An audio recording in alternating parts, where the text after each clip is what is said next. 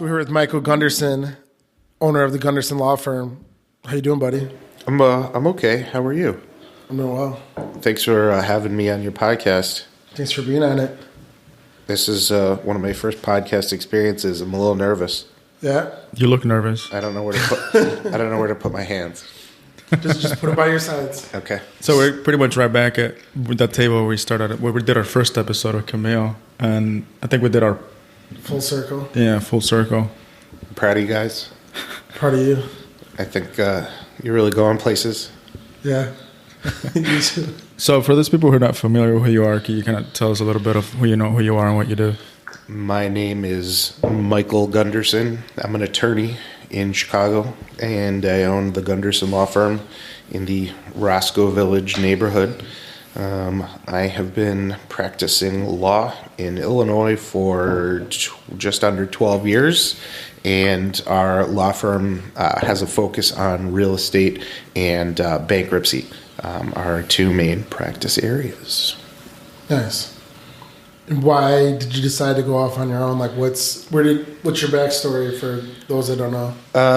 I graduated the University of Illinois in Champaign in 2003 and decided to go to law school right after. I was a journalism guy and didn't see. I had actually some professors talk about the erosion of journalism with the internet, which was still relatively young back in 2000, 2001. So I decided to go to law school. I thought there were better job prospects, and did 3 years of law school here in Chicago at Chicago-Kent College of Law. I graduated in the spring of 2006, took the bar that summer, and then after, there's a couple of month waiting period for the bar results, and so I wasn't entirely sure what I wanted to do, so I spent a lot of times at Butch McGuire's on Division Street pondering my future. I lived across the street, so I'd kind of sit in there in the afternoons and try to figure out what I wanted to do. That was about 6 months to the point where I got my first job. I started the week after the Bears lost in the Super Bowl, and That was so embarrassing. yeah, that was a depressing. It was a super depressing time because not only the Bears lost, but it was really cold. I mean, if you guys remember the Super Bowl, it was like negative 20 degrees that day, and I got tossed out of McGee's of all places where I was watching the Super Bowl. I didn't do anything bad, but when Devin Hester ran that first playback, I kind of sprayed a beer. And it's the Bears Super Bowl. Right. How was that bad? But they tossed me. So After that? Or? Yeah, after that. That was the first play of the game? That was the first play of the game. I managed to finagle my way back in, but anyways, we were talking about jobs, right? I got a little off topic. I started a job that week up in Northbrook as kind of at a legal finance company, and I learned pretty much right away that I didn't realize this. I guess I should have, that I'm not good with authority or taking direction from others. So I can see that.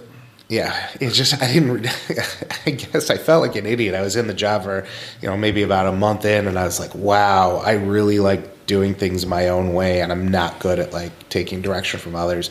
I hadn't been in that kind of I'd been seven years of college and grad school, and I was like, wow, I really didn't even realize that this is what I'd be doing and taking instruction and getting kind of penalized professionally for doing my own thing. So it's kind of a rude awakening. Yeah, a little bit. I was just like, wow, I did not realize I was this bad at listening to others. So I quit my first job, and it was right around the holidays of 2007 going into 2008 that I was like, okay, well, the job market is a little soft right now. We're on the cusp of a little financial hiccup in this country. It was a bad time. Yeah, but no idea how bad it was going to be. But I just said, you know what, I'll just set up. I'll figure out a way to, do my own thing. I had just finished an apartment lease. I moved in with a cousin of mine who lives in Old Town, and his wife and daughter, they had a guest room. And so I just I set up shop there, and I said, okay, I'll figure this out. Both of my parents were pretty much solo attorneys when I was growing up, and they managed to figure it out. Neither of them were really rocket scientists. So I said, all right, I can figure this out. I know what I'm doing. And I didn't, but got launched in January 1st, 2008. And now here we are 10 years later. I am still going, and the firm has grown. There's 6 of us total, and things are moving along. Let's go back to those early days, though, because I'm curious. How did you? Because there's always the issue, right? Like wanting to start your own thing. There's so many unknowns. There's also a lot of things that you don't know when you start. So what are some of the struggles that you encountered at first when you first started the Gunderson Law Firm? The biggest thing that I figured was, okay, I'm setting up. I need to jump right in and get everything to be professional. So, domain name, website, E&O insurance, business cards, furniture. And looking back, I'm just like, wow, what a waste. A lot of the money I spent was, you really don't need anything, to get started. Really, it's just a client or a file. And overhead is a challenge for any business owner, but that was a big, lesson I learned that first year. I moved into my first office that summer, and spent money on a lease and spent money on a lot of things, and before I really had the income to justify it. So figuring out overhead was a big deal, and then realizing, oh yeah, you got to get clients to start paying the bills as well. So all things that I needed to kind of figure out. So if you could redo it, you would have bootstrapped it and started with. Absolutely. If I would have, if I could redo it, truthfully, I would have worked on building my future practice at night while working a day job, and not just completely cutting off my income source and then jumping into starting something from scratch. I think we both feel the same way about that. Well, let me ask you, how did you initially fund your business costs, and then also how long did it take to start getting income in from clients? God, credit cards, definitely. There was a time I remember in law school when the market was humming that a card I'd signed up for at a college football game had a $50,000 limit just because it was 06. Yeah, and so that was certainly helpful, and you get about 10 grand on that thing, and then the market kind of shits itself, and they said, we've reduced your credit limit to $1,000 and you have a $10,000 balance. So it was really just credit, and that first year I think total definitely lost money. There was maybe about $9,000-$10,000 in income, and thankfully I was sponging off the family for a place to live, but eventually at the end of that year moved out, and that was the point where I started. My intention was to only do real estate, but the market was just in a real bad place, and so I picked up kind of an arrangement with an attorney who did a lot of bankruptcy work. And one thing I think that's missing from legal educations is really an opportunity to be an apprentice. I mean, they have clerkships, but they rarely teach you enough to actively, conduct a file or a case on your own. So I thankfully found this attorney who is just a steel trap when it comes to consumer bankruptcy work, had been doing it forever, and had an opportunity to rent an office for him and do some coverage work for him and learn from him. And that was a life changer, because they spent probably about 2 years under him learning that side of consumer bankruptcy, which at the time had a very big real estate flavor to it because of all the foreclosure right. and short sale and all of those kind of nuances that were going on here in this country at the time. So that was just a real fortunate thing, and kind of the practice grew from there. And as the years went on, 2009, 2010, 2011, it started to even out between real estate and bankruptcy work, and now as the market's come along. It's definitely more real estate focused, but those bankruptcy years were invaluable, and still utilize that quite a bit today. So to kind of simplify that, your first year you struggled, and then you made a pivot and you found a mentor for 2 years, and then your business took off from there. Right. Yeah, I think the biggest thing was just knowing when to diversify a little bit, because it was about keeping food on the table. Adjusting to market, the market. Exactly. I never intended to touch bankruptcy work, and it became something that not only was super helpful in getting through those years, but it came to be actually the area of practice I like the most. I love bankruptcy work. It's unusual in a lot of ways. A lot of attorneys won't touch it because of the kind of the barrier to entry in terms of getting licensed to do filing and things like that. And so I have a lot of attorneys come to me for help like that, and I really enjoy it because most attorneys feel like anybody can do a real estate closing, and I think to a degree it's easily doable for most practitioners, but bankruptcy is a whole other ball game. That's awesome. It is, isn't it? Yeah. What are some things that you learned from, I guess, your first mentor that you still kind of apply today? I learned so many things from my mentor, an attorney named Kevin Benjamin.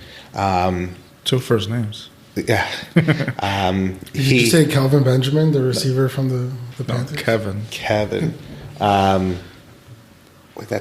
Is it Calvin? Calvin. It's Kelvin Benjamin. Not even close. It's really close. Yeah, it's actually really close. I learned so many things about clients. He told me that just little things. I remember we had a real busy Saturday of client intakes, and I would do like the first 20 minutes of the intake, and they'd come in and kind of shake a hand and say, "Hey, I'm the owner of the firm," after I'd done all the legwork with the new client.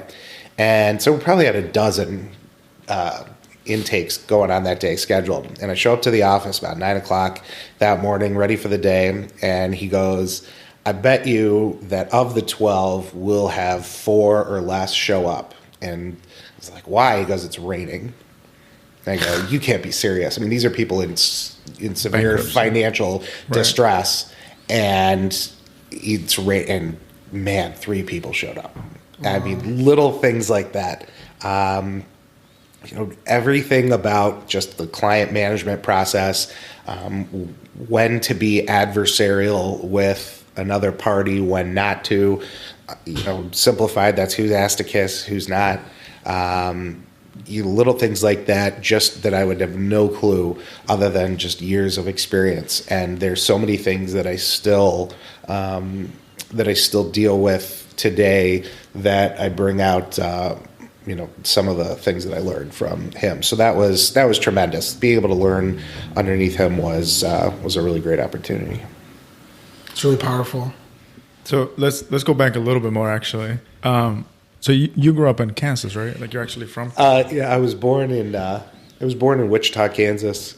I grew up first 6 or so years in a small town, Dodge City, Kansas, which is famous for the television show Gunsmoke and a lot of Wild West stuff, shootout at the OK Corral, etc.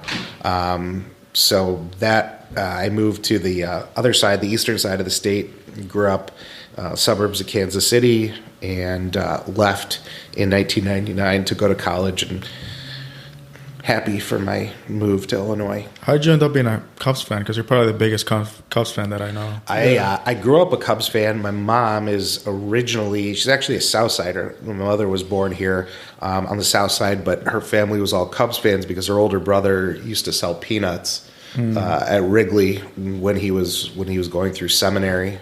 And so family was Cubs fans. I got a Andre Dawson poster when I was about 7 years old. It was that MVP year in 1987. Hung it over my bed and was just Cubs obsessed. The biggest yet every year was going to Chicago. I'd never been to Disneyland in my life, but going to Chicago to see the Cubs play was always my biggest biggest thing and such a huge deal for me. So now to be able to live a mile and a half away and have season tickets is a dream come true.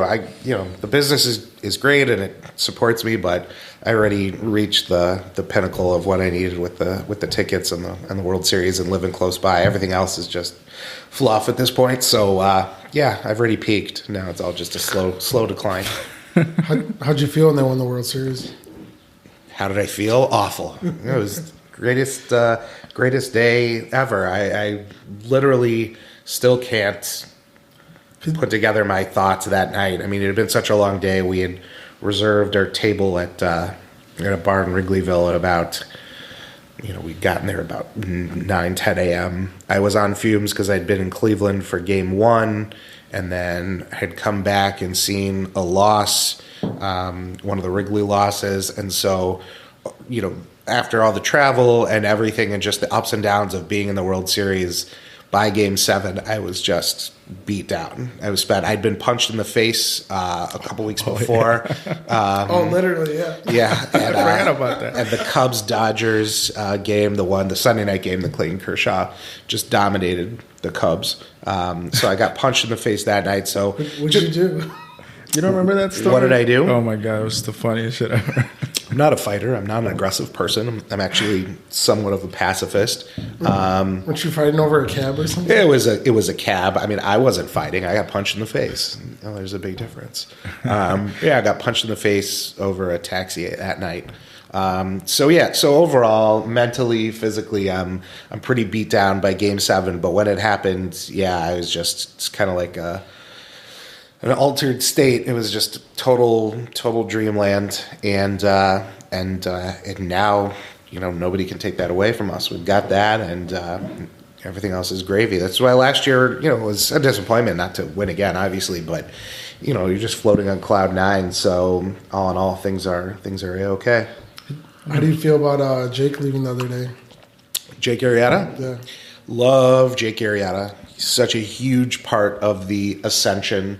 To really, I think it's a combination of being just an unbelievable steal in terms of the trade. I mean, I remember we used to talk about ripping people off and trading baseball cards as a kid. Like, oh, you're trying to rip me off, or whatever. But man, did Theo and Jed, and we're always taking advantage of the Orioles. I don't know what it is. Like we just constantly. The league, not politically correct, but that show, The League, they used to call it trade rape. So for me, it was not only that he was so dominant for the years he was on the Cubs, but that we got him in a totally one-sided trade, and then not just to dominate, but to like historically dominate and toss the no-hitters and just be so good. Solidifies him as one of the most important Cubs in history. I mean, I think about Andre Dawson, my favorite player, and his time in the Cubs was real brief. I mean, it was just a hot 5 years in the grand scheme of things, and he went into the Hall of Fame as an Expo. But Arrieta will always be so huge. It's sad to see him go, but I think that it's all part of the plan, and the fact of the matter is that if the price was not right and it didn't fit into the Cubs' grand plan, I don't think anybody's bigger than the system that worked.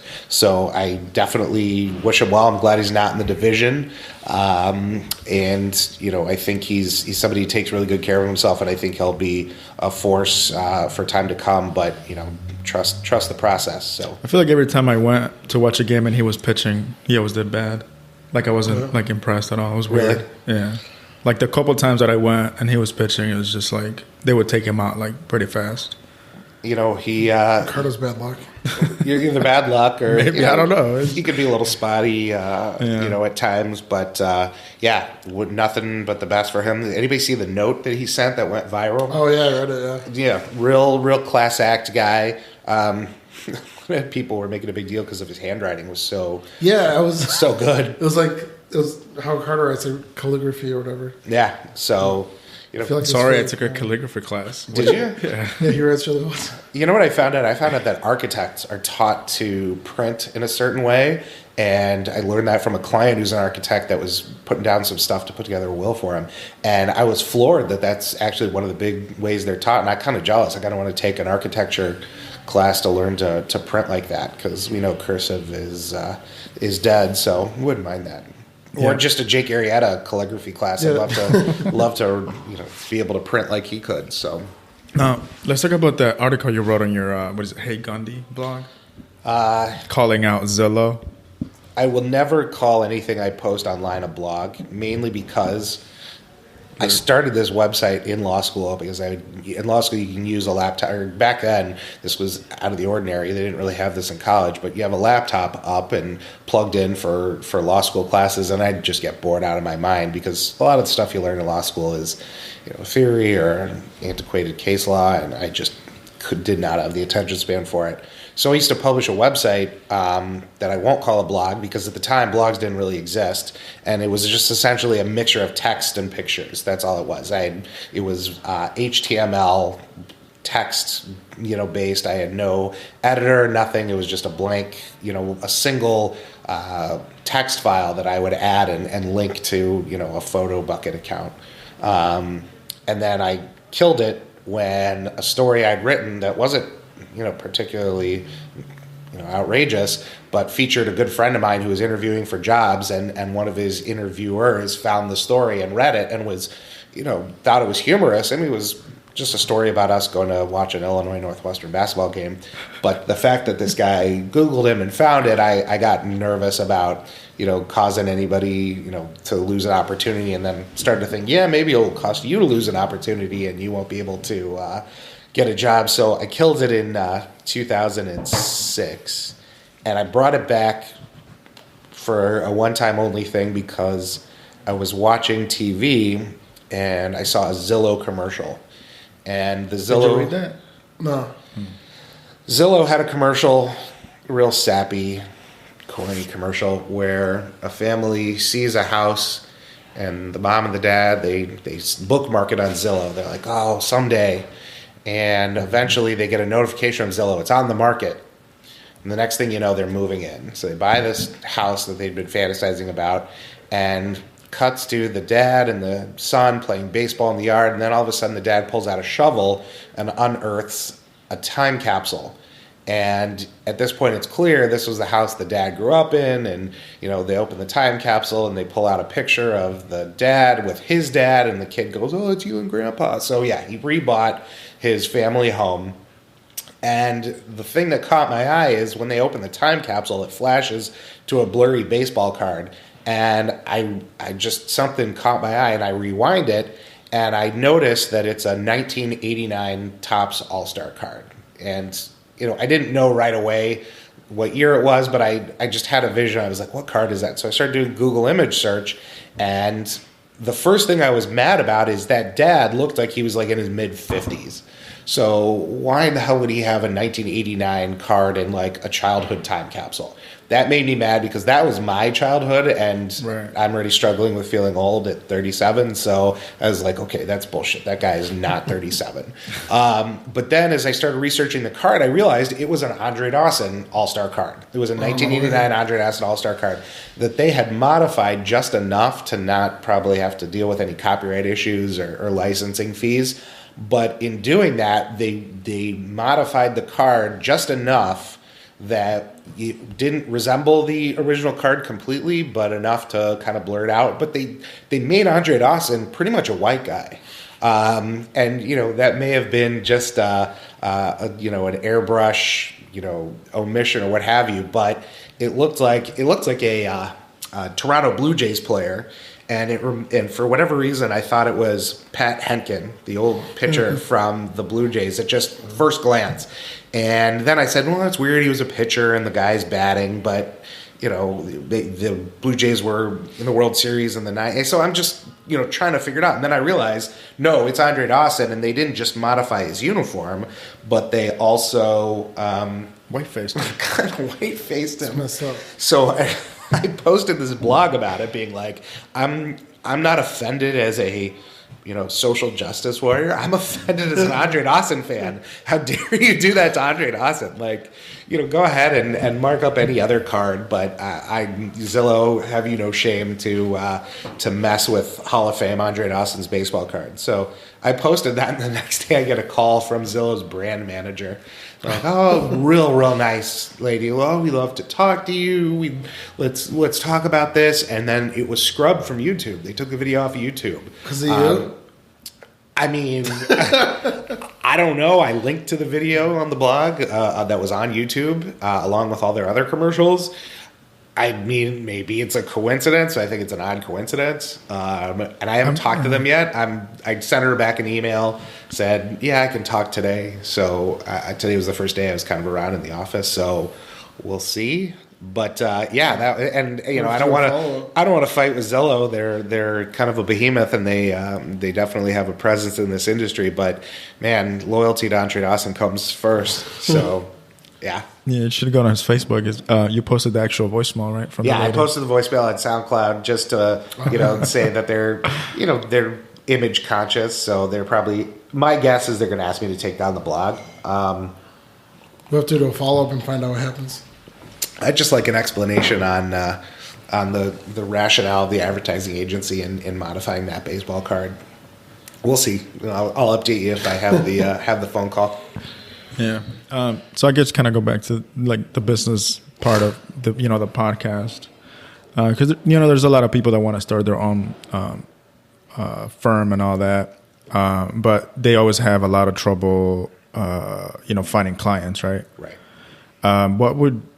What are some things that you would advise somebody who's trying to start their own law firm to real estate to find clients and get their business going? A lot of people talk about your sphere of influence and the people close to you. Word of mouth has always been real important. I think it's almost, taking stock of your life and every single contact, and essentially really getting close to who sells to you on a day-to-day basis. Right? Who sells to you as you sit here today, a budding entrepreneur? That may be anybody from, your insurance agent who is selling you, car insurance or home insurance or life insurance. And if you're just getting it, through a branded company and you don't deal with a specific person, maybe you look into switching to a specific person and making them part of your contact list, who you go to for just about every service that you pay for. That was a big kind of starting point for me, is the people that I interact with already and am giving my business to, just making them aware of what you do.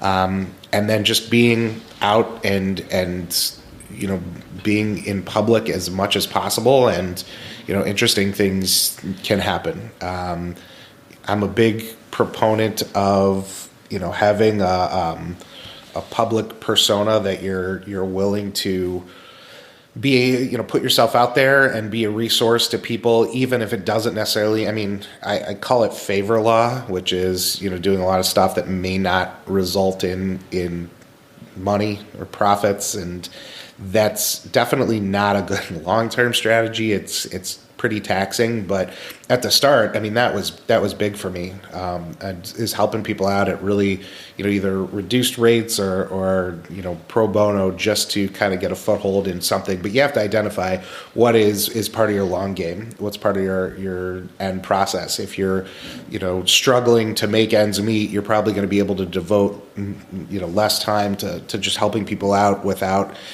cost or fees. But if you're able to really put together a plan and a strategy, those things can help out quite a bit.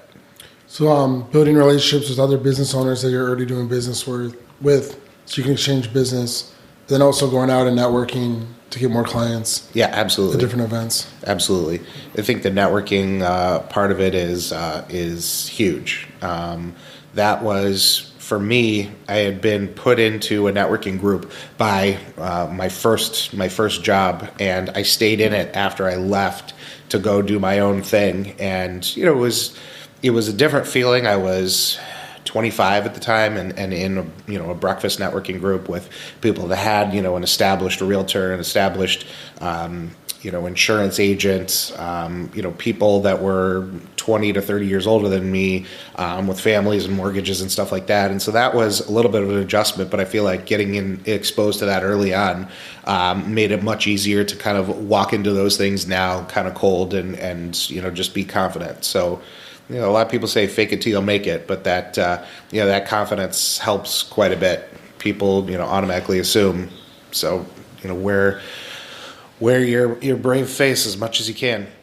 Well, do you have some advice on that where, we're all pretty young. We started business when we were young. A lot of younger people, and they're like, say early to mid-20s are like, oh, I'm too young to go out and start a business. I got to wait till I get experience. I got to wait till later to open up a business. What advantages do you think that you have as like a younger entrepreneur, business owner, opening up business than someone that's waiting until later in life until they have more experience?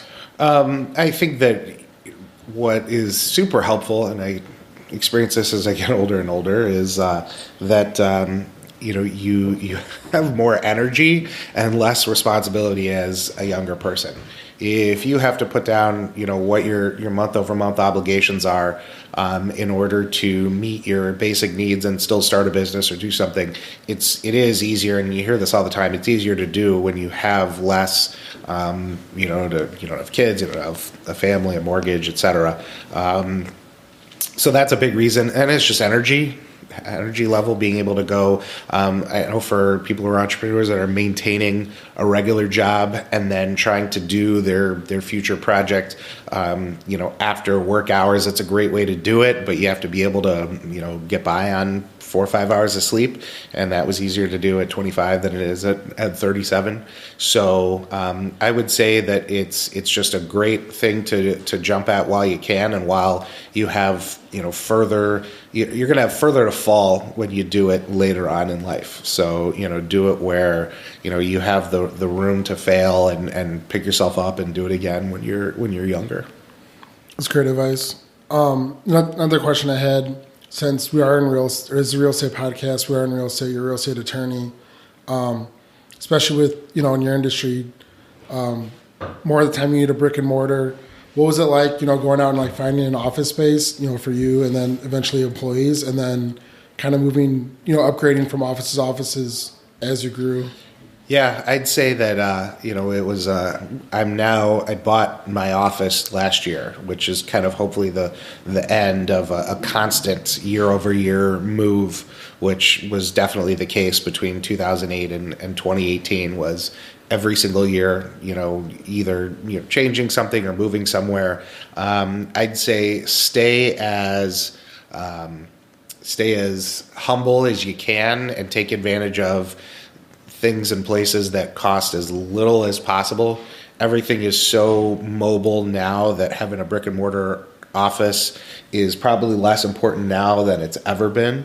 And so I think that keeping your options open and not spending on overhead in the beginning is a big deal. But when you eventually get there, try to max out your usability of your space. So we bought this space here, and like you were present at, we have events downstairs, and be able to take advantage of presence in the neighborhood and things like that. So try to turn a liability into an asset as much as you can once you do dive in to something. If you choose to share a space, be around people that are going to help you in your business, or maybe are connected to your business or your industry in certain ways. I think that's a big deal.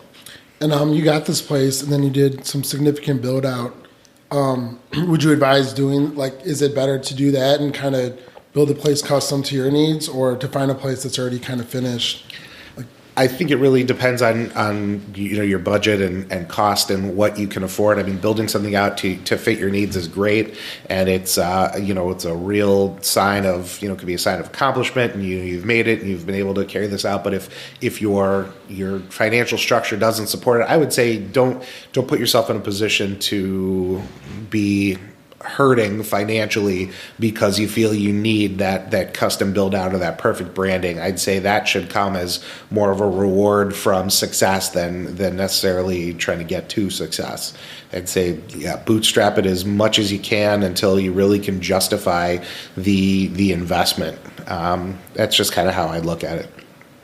I've had plenty of people in real estate say the opposite. I remember going to a seminar years ago where it was during the recession, and the guy was talking to a lot of agents, and he was saying, a lot of you are shedding staff and getting rid of assistants, and he's like, now is the time you should be doing the opposite. You should be adding more and more and yada yada yada. And I get that, and I get that is kind of a push to get more business and grow and set yourself aside. But from dealing with a lot of people in their financial issues, I can tell you that most people, who do that and fail, it's not because, they didn't take the advice properly, but it's just because not everybody fits into that box. And that mentality works for some people, but not everybody. It's not a one-size-all solution. So, I mean, that's where a lot of places like WeWork and a lot of those co-working spaces could come into play, right? Where you just pay maybe a few $100 a month to have access to a desk or an office and maybe a conference room. Absolutely. I mean, those are great. Those are great for having a physical space. But if you're going to use one of those as just a physical space, somewhere to go, plop your laptop down and work, then you're missing the point. Like the whole reason to be in one of those co-working spaces is to take advantage of everything outside of that little cube that they give you, that little inner office. Right. Because if that's really all it is finding somewhere to put your laptop down, et cetera, is, there are a million better places that are free and, won't have any of the, requirements that, WeWork would have. But so, definitely take advantage of those, but for reasons other than the physical space. You're probably networking as well. Yeah, it's just networking and kind of, being out there. But I mean, it's super easy. You get your little space, you build out you put up pictures of your family, and then it's easy to just close the door and go to work and get tunnel vision and not look at anything else. So right. You do some like charity work or sponsored. Like I know you do like Realtors to the Rescue sponsorship. I'm fundamentally against giving to others, but yes, occasionally I'm just kidding. I'm involved in Real Estate to the Rescue, which is a real estate centered group that focuses on animal shelters and rescues. I'm a big dog person, so I'm involved there. I'm involved in. Let's see, what else do we give to? We give to Little City Foundation. I give to a couple of Jew charities. I'm Jewish. That's why I get to say it like that, Jew charities. So yeah, and obviously the pro bono work is big for us. We do a lot of debt pro bono work for people who don't have the ability to pay for things like bankruptcy and things like that. What do you see for the future for the Gunderson firm? Do you have any big plans on the horizon? Self-driving lawsuits? No, I think we've gotten to a good size. We love our space here in Roscoe Village. Just love to continue to grow as kind of a part of this community here. I'm really interested to see in some of the technological changes in the real estate sphere and kind of how that's going to go and emerging brokerages and how the actual exchange of real estate changes. So, ready for some shifts. And I think there'll be some hiccups along the way. A lot of people say, oh yeah, in 10 years we'll be doing X, Y, or Z. I don't think they realize the resistance that they will feel from a lot of established institutions, et cetera.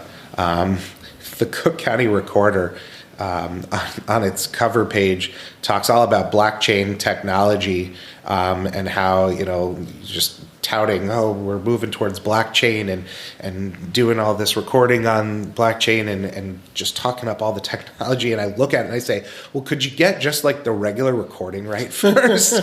Like before you jump into, everything with the new future technology, just give me a website that'll let me search, a deed record on a weekend because, I'll sit down for a whole bunch of, work and research on a Saturday and the website is just totally down. And I'm like, please just focus on that before you head into blockchain and Cook County, the opportunity for my soapbox. If we don't vote out Dorothy Brown as our circuit court clerk, I'm going to lose my mind. She is forget the indictment discussions. She's just a failure at her job and completely incompetent. So I try to throw that in anytime I can be on the record. Miss Brown, you are incompetent and a total failure. And for a institution that handles more civil files than any other courthouse on the planet, it's absolutely appalling that you still have a job. So that's all I got to say about that. No, it's kind of, I don't want to go into the questions yet. Let's talk about the law side, right? Because what are some pitfalls or some of the things that you usually see when you're doing because you do a lot of closings, obviously. Yeah, do a volume closing business, yeah. Right. So what are some pitfalls that you usually see or some things that people could avoid when, they're trying to buy real estate? Pitfalls, something that comes up quite a bit and something to be aware of is water intrusion. Water intrusion can be a big problem, a small problem, an unavoidable problem for a lot of people. We build structures to protect ourselves from the elements. They're not all perfect.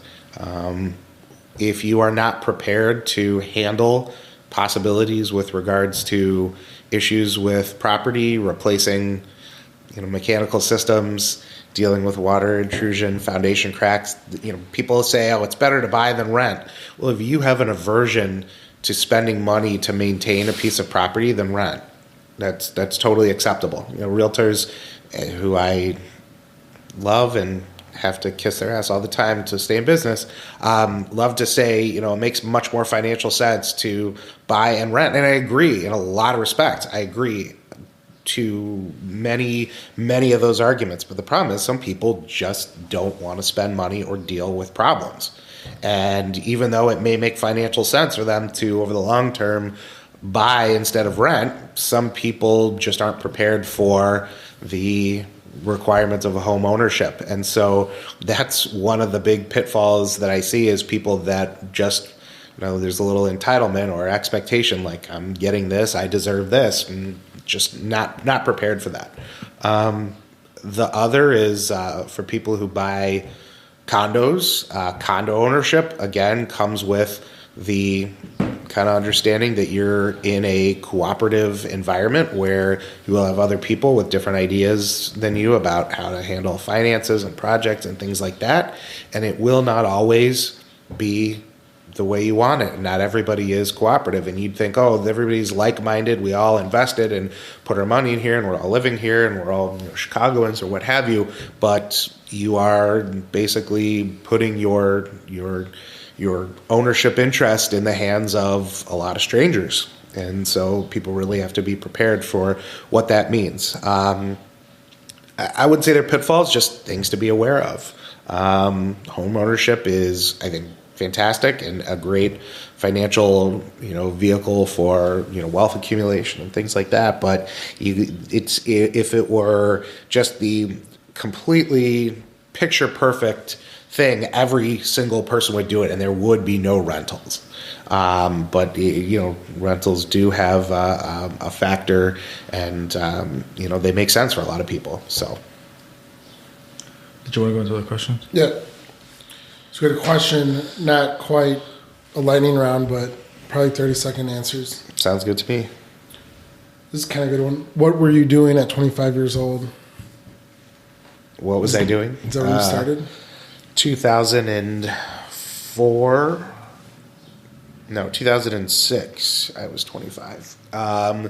What was I doing? I was graduating law school. I was suffering through the 106 loss season of the Cubs that summer. Phil Nevins, a second baseman, was our big midseason acquisition. The year before they hired Lou Piniella. Took the bar exam that summer, got kicked out of the bleachers because I got into a yelling match with an usher about taking a picture. He said it was the seventh inning of a 16-2 something like that game versus the Detroit Tigers. It was the seventh inning. We were in the bleachers, and two gals that we were with turned around to take a picture of them with their backs facing the field. We were taking a picture, and the usher came over and said, "Will you please sit down like during the game?" And I started yelling. I'm like, "What game? Like, it's the seventh inning where we lost 100 games. We're down 8 runs. You think anybody really gives a shit that these two girls are standing up to take a picture?" And I got booted out of that game. And then a couple weeks later, I took the bar exam, and they made me a lawyer. And then I got sworn in by the Supreme Court justice. So yeah, good summer. Nice. What if you got the chance to start over, what would you do differently? Buy more Bitcoin. For real? Yeah, absolutely. Did you buy some? I was paid some by a client years ago, and that was a nice surprise when that stuff came through. But yeah, I'd buy a whole lot more. Do you remember how much it was? Or you don't? What's that? How much did it pay? I'm not at liberty to discuss that in a public forum. Why do you do what you do? What gets you through the tough times? I have a daughter that I love very much. She gets me through the tough times. I mean, it sounds stupid, but baseball gets me through the tough times. People, energy off of other people generally is a good boost. What habits helped make you successful? Oh God, I have terrible habits. I think optimism, probably. I don't know if you can call that a habit, but I'm an eternal optimist, and I think that's been a detriment at times, but overall it's been quite helpful. I mean, you have to be an optimist to be a Cubs fan, right? Yeah, absolutely, and it worked out. Look at that, totally worked out. I feel great. When you're having a bad day, what do you do to make yourself feel better? Taco Bell. They're about to get rid of it.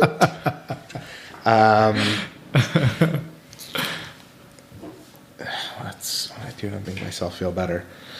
I mean, I can answer that for you. I would say enjoy the company of others. Surround myself with friends. Have you ever turned down a client, and if so, why? Absolutely. You can get a sense, eventually you get a sense of who is going to be an absolute disaster as a client, and who is going to be somebody who takes way more of your time than they ultimately deserve, will be a problem for billing and just an overall headache. And it's hard in the beginning when you don't have the income coming in to say no, but eventually it feels great. You feel like you can make it, and you have made it, is at the point where you get to turn down clients. That's a great feeling because you just kind of dodged a bullet. And sometimes it's just not worth it. What are some red flags to identify who's going to turn out to be a bad client? People who make demands upon your time right out of the gate. That they've invested very little into your relationship, whether it be financially or just, time or what have you, and yet are making demands upon, return calls and things of that nature. That's generally a problem right off the bat. Do you have a morning routine? Yeah, I try to. I'm working on I reread The 5 a.m. Miracle, which is a great book, and I'm a big proponent of Inbox Zero, and I try to get up as early as possible to get email under control before the day starts, because I've always said that by 9 a.m. my day is ruined. Like by 9 a.m. because at 9. Past 9 right now. All right. Well, my day is ruined. That's why I got up at 5 o'clock today and was at Starbucks at 5:15. By 9 o'clock, everything just is all bets are off, because it's going to be phones and fires and stuff coming in and things that need your attention. So anything you needed to get accomplished, if you didn't, unless you're time blocking and then just walking out of the office and going somewhere where you can just focus on one particular project, the day is over at 9 a.m. So it's literally anything that has to get done needs to be accounted for before 9 o'clock. What was that book, The 5 a.m. Miracle? 5 a.m. Miracle. Do you know what the author was? Abraham Lincoln. I don't know. I know you recently went through some staff changes. What is your best hiring tip or secret? I mean, for me, it's sarcasm during the interview. Basically seeing how they can handle your, throwing some curveballs at them and just seeing. For me, everybody has some basic level of competence that you can judge from experience or education. Then it just ultimately becomes a personality fit. And, you want to conduct the interview. For me, it's conduct the interview to really judge their personality.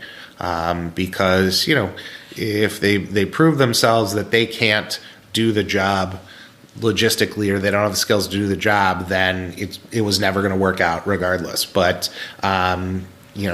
if they're great at their job, but the personality is not a fit, then you're in trouble. So for me, it's less to do with their skills or how anybody can get themselves through an interview, and just if you think it's a good fit for your style of how you run things. Right, because you want to keep a culture. I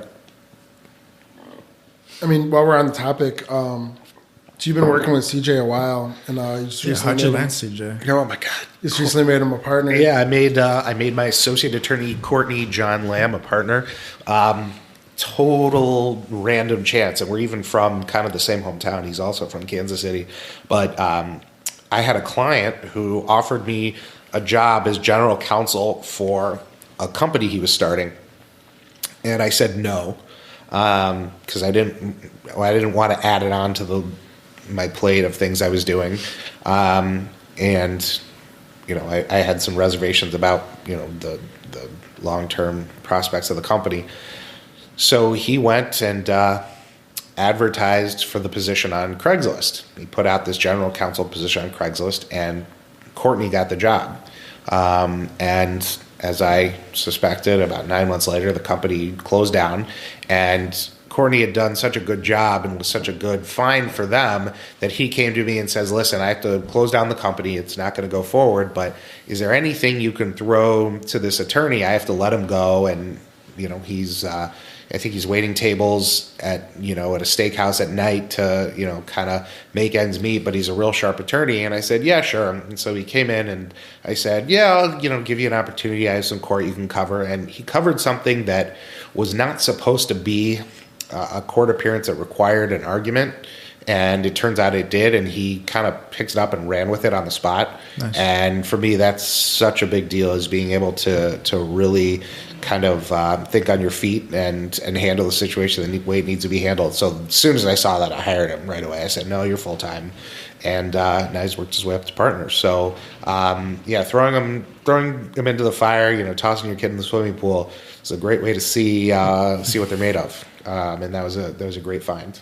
Nice. You guys have been together how long now? So he's been an employee hired him in 2014, and he became a partner in January of 2017. Nice. What is unique about your business?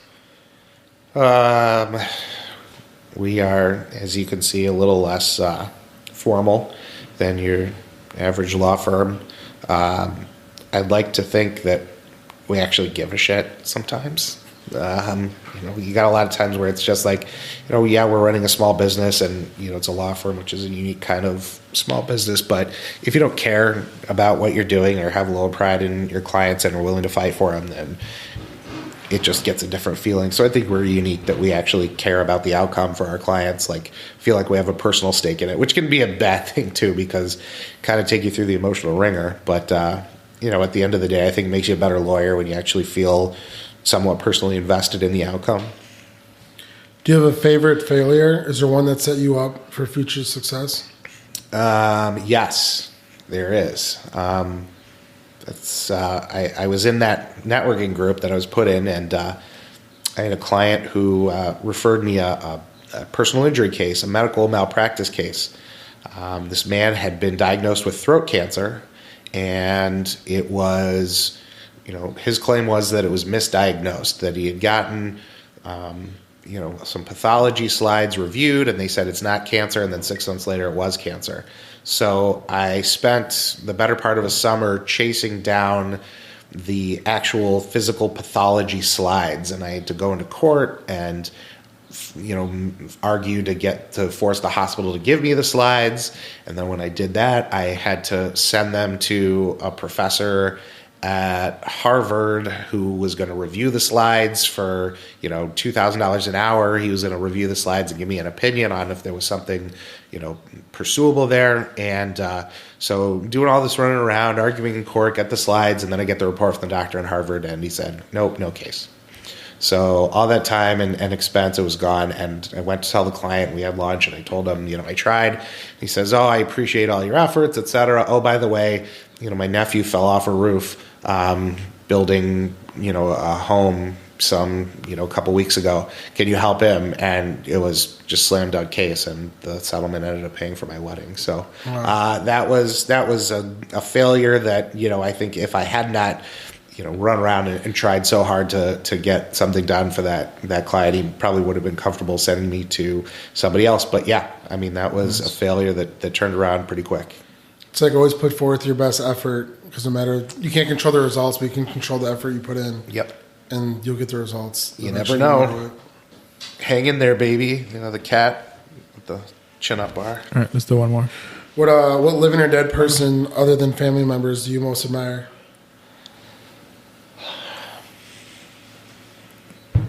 That's a really good question. I would say I admire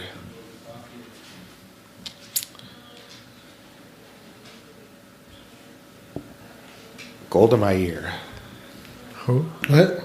Golda Meir, former Prime Minister of Israel. Why? She was tough as nails and didn't take shit. All right, I'm going to have to Google that one. You millennials. Last question. What is one thing you find to be true that most people would disagree with? Licorice tastes terrible. Pink Floyd is a good band. I